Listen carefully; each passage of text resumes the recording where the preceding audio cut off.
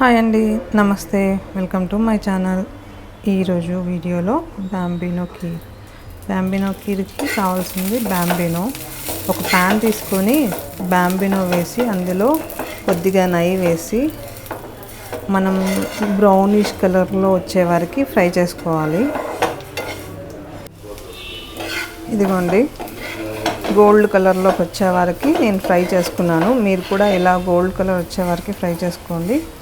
Taste బాగుంటుంది, చాలా బాగుంటుంది. నేను ఆ గోల్డ్ కలర్ వచ్చే వరకు ఫ్రై చేసుకున్నాక బ్యాంబినోని ఈ ప్యాన్ పెట్టాను అనమాట.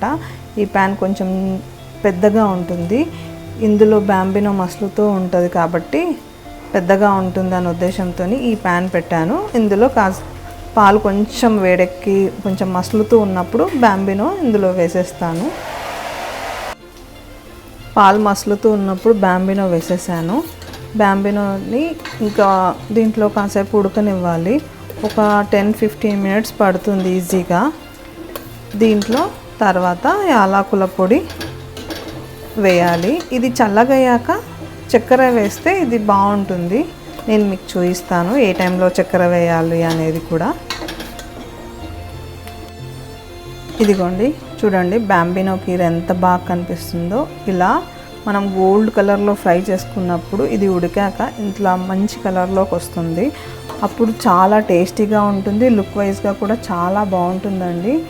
మీరు ఇంట్లో ఒకసారి ట్రై చేసి చూడండి ఎలా వస్తుందో.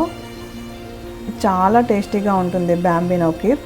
నేను ఇది కొంచెం చల్లారాక యాలకుల పొడి, చక్కెర వేస్తాను. ఇదిగోండి, బ్యాంబినో కీర్ కొద్దిగా చల్లగా అయింది. ఇప్పుడు కొంచెం గోరువెచ్చగా ఉన్నప్పుడు మనం షుగర్ వేసుకుంటే ఇది షుగర్ ఎలా తిక్కుగా ఉందో ఇలా తిక్కుగానే ఉంటుంది. మనం వేడి మీద వేస్తే ఒక్కొక్కసారి పాలు పలిగిపోవచ్చు, లేదంటే కొంచెం కీర్ లూజ్గా కావచ్చు. అందుకే కొంచెం చల్లారాక మనం షుగర్ వేసుకోవాలి. ఇందులో నేను షుగర్ని యాడ్ చేస్తున్నాను. యాలకుల పొడి కూడా వేసుకోవాలి. నేను ఎందుకు వేసుకోవట్లేదంటే మా ఇంట్లో మా బాబుకి యాలకుల పొడి వేస్తే నచ్చదు. అందుకే నేను జస్ట్ షుగర్ వేస్తున్నాను. యాలకుల పొడి చాలా బాగుంటుంది, టేస్టీగా ఉంటుంది. దానికి మంచి స్మెల్ వస్తుంది. కాకపోతే మా పిల్లలకి నచ్చదు కాబట్టి నేను వేయట్లేదు. మీరు వేసుకోండి. బ్యాంబినో కీర్ రెడీ.